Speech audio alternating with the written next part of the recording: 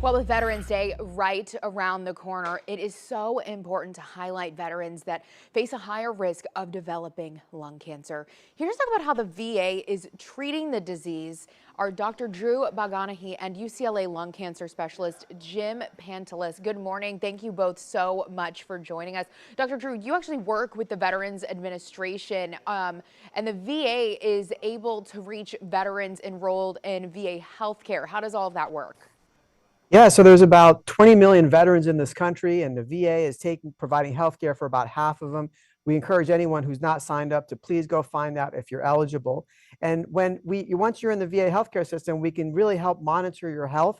And we monitor the health of our veterans and estimate about 1.5 million of veterans enrolled are at risk for lung cancer. Now, that doesn't mean that they're all going to get lung cancer, but it tells us that this is who we should be screening, because we now have an early detection test that can catch lung cancer at its earliest stages when the treatments are the most effective and simplest to deliver. And that's really the message that we want to deliver today, which is about early detection of lung cancer so we can save lives. Yeah, that early detection is so key. There's now precision medicine for lung cancer. Can you tell me what that means? Yeah, we've come a really long way when it comes to treatments for lung cancer. And because of precision medicine, we've discovered that there are now dozens and dozens of different types of lung cancer. So I think that in the past, we've basically been treating these lung cancers wrong. We've just been giving chemotherapy to everyone. Today, when our patients are diagnosed with lung cancer, we get what's called biomarker testing. We send the tissue to a special lab, we get a report, and that allows us to pick the best drugs for their type of tumors, which sometimes is a pill and doesn't have to be chemotherapy at all. And Jim, you are a veteran. Thank you for your service. You're also a lung cancer survivor. What about your story can you share with us here this morning? I was diagnosed with a late stage non-small cell lung cancer about 18 years ago. When I was diagnosed, I had already progressed to a point where my lung cancer had spread outside of the lung.